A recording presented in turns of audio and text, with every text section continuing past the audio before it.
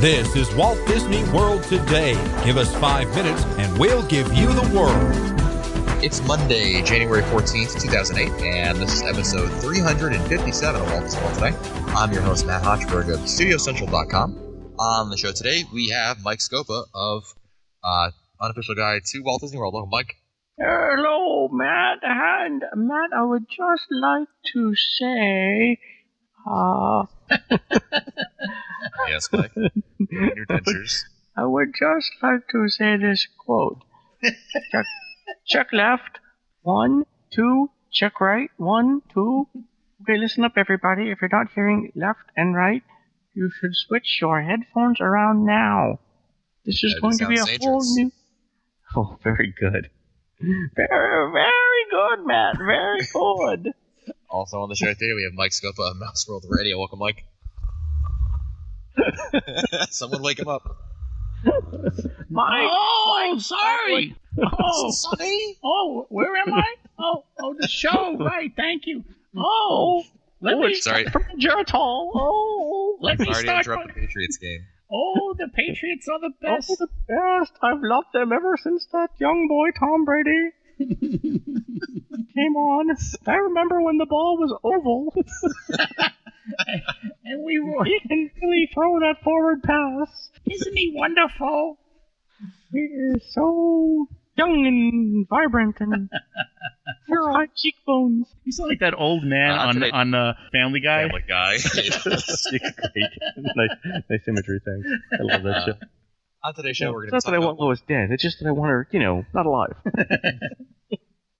Today we're going to talk about what we're looking forward to most in 2008. With it being January, we can't help but look forward a little bit to what's coming up this year. And there's one major project, and it's something that I'm looking forward to the most for 2008. It's near and dear to my heart, and that's going to be the opening of Toy Story Mania. I'm really anticipating it being a really fun attraction. I think it's going to add a lot to the studios.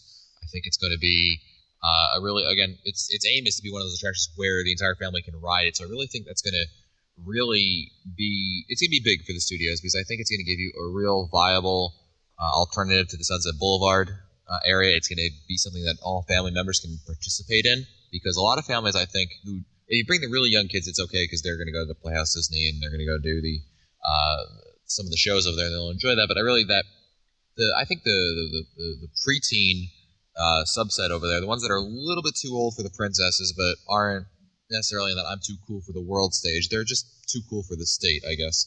And that kind of being able to ride that ride, it's perfect for them. It's perfect for family members because the great thing about the ride is it adapts to your skill level. So whereas the 7-year-old in your group may not be very good with the eye-hand coordination, whereas Len, Mr. Halo 3. Will rip it up, he won't have a problem at all, and the game will adapt to his skill set. What do you guys think about Toy Story Mania? Yeah, I'm looking forward to it. I think it'll be a good attraction. It's supposed to be 3D too, right? Yeah, they're using a lot of different technology here. Yeah. I'm just hoping it's not going to be Test Track Part 2, where it just breaks down to the point where they have to it's closed more than it's open in the initial run. Yeah, that's the one thing. They got so many different technologies in there that the test and adjust phase is going to take. It might take longer than I think people are anticipating. Yeah, but once they get it up and running, though, and the good thing is maybe they can test each of the systems out discreetly, so they don't have to do, debug everything all at once. And if they can do that, I think it'll be fine. Well, don't forget also it's opening it in Disneyland at the same time, so right. One would think that with two different independent teams working on it, when they run into a problem, they've got a whole other set of heads to really work with over there. Maybe, back and forth they can coordinate to help deal with the problems. But I really think that's going to add a lot to the park in general. A lot of people always complain there's not enough to do in the studios. It's a 3/4 of a day park, and I think this is it's going to add to it because it's not just something you ride once. It's not just an extra attraction. This is something that again, because it adapts to your skill level, it's a different show every time that you're going to see it. And I think that's part of the reason why I'm really looking forward to it. I mean, this isn't just a cheap ride that they're just throwing up there and hey, here you go. Should be one of these signature Disney rides that really separate itself from other rides out there. It'll be interesting too because it might change the whole dynamic of the park. To your point about people not being in Sunset Boulevard, all morning. That's going to pull them back really to almost to the farthest point back in the park, or fairly close to it. Yeah, you're absolutely right about that, Len. I really think that it's gonna have that kind of an impact. Len, why don't you give us what you're looking forward to the most in 2008? I'm interested in seeing the types of discounts that Disney is going to offer later on this year. So, for example, I think each of the last 3 or 4 years, we've seen a free dining offer come around in April, right? Mm-hmm. So it'll be interesting to see in a couple months when if they decide to offer that again. I think it'll be the things that are going to play into that is whether they see any slowdown in travel or reservations. If the economy starts slowing down, then I think we'll definitely see it. The other thing I think we might see is more room-only discounts during the non-peak seasons. I mean, no matter what, you're never going to get a discount during Easter. You're never going to get a discount during Christmas. But if the economy does cool down a bit, then it'll be interesting to see when Disney hits the panic button on that. Whether they stick to their guns or how long they stick to their guns anyway. I think there'll always be discounts, but it'll be interesting to see when they decide to announce stuff and if it's anything other than what was the type of stuff they did last year. Well, the discounts came out recently for now through February 13th, and then February 18th through March 6th. And the discounts from now until the 13th of February are really good. I mean, you've got $49 a night for a value resort, and $99 a night for a moderate, $149 for a deluxe villa resort. I mean, I really thought those kinds of prices were going to be a thing of the past, and really that bare bottom price, the $49 for a value resort, I didn't really think we were going to see again. I thought it was going to be bumped up a little bit to the maybe to the $69 or $79 rate, but I mean, you've got several 100,000 hotel rooms in Orlando that they're going to have to compete against. So if money's tight, and they have to compete against $35 and $40 a night hotels like the Econo Lodges of the world, I think that's going to be good for everyone. Yeah, I mean, but wouldn't you say that you would think that Disney hotels in general have been doing really well in terms of occupancy the past couple of years? I mean, sure most of them are both. Yeah, I mean, you of all people should know about Disney booking up. I actually have the occupancy numbers. They're most of the value resorts are consistently above 90%. The more popular resorts, Wilderness Lodge and things like that, are above 90 virtually all the time. I mean, I think we mentioned this before. There are only a few deluxe resorts, especially around Epcot, that don't average 90% occupancy. Well, it's always Len. We often joke how Len books resorts last minute, and I don't know. There's been a couple trips where you've had to stay off site because you could not get anything. Right. Or if I could get anything, it was a 3-bedroom, old Key West deluxe villa for myself. Yeah. So if the economy does slow down, when Disney decides to panic, I think will be interesting. So what do you think they would do? I think that $49 rate. I mean, obviously we're not going to see that during summer, but to the extent that people stay home, maybe in summer, especially the early part of summer, if Disney doesn't see strong bookings in June and the first half of July, and if they don't see that, let's say by April or May, then I think you're going to see some either more promotions or more advertising or a lot more discounts. And I think that's around the time you're going to see it, because they can't wait until June to start promoting that. They're really going to have solid numbers, 60 days out, maybe 45 days out to about 60 days out to get that stuff. So look for around April when they should be announcing the free dining. And if it's more than we think, then that indicates that Disney knows something. The other thing you might see Disney do, if things get tough, is you might see them add back the gratuity and the appetizer to the dining plan as a way of incenting people to come. That'd be interesting. I don't think. Well, let me ask you this, Len. Do you think that when we're talking like a slowdown, we're not talking like the same kind of the level of slowdown that we saw post 9/11, where really Disney World was hurting badly in terms of. No, we're never going to see. I mean, and I hope we never see anything, like that again. But Disney set record attendance levels, we think, each of the last 2 or 3 years.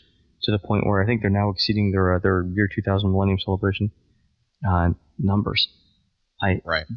Remember that they're a publicly traded company. They have to increase earnings every year, and the only way, so every time that they set a record, that means the next year they have to set a record as well, or they have to increase prices. Now, they're not going to be able to increase prices if the economy's slowing down. Right. The only way to do that is to get more people there, and the only way to do that is to offer better deals. That'll be the day when we don't see prices increase. Then we'll know something's Well, really yeah, I going know. on. We'll definitely see that in August, but again, it all depends on the economy. So Interesting. Noel, what are you looking forward to in 2008? I'm going to go a little simpler than that. I'm looking forward to all the rehabs that are coming back online this year.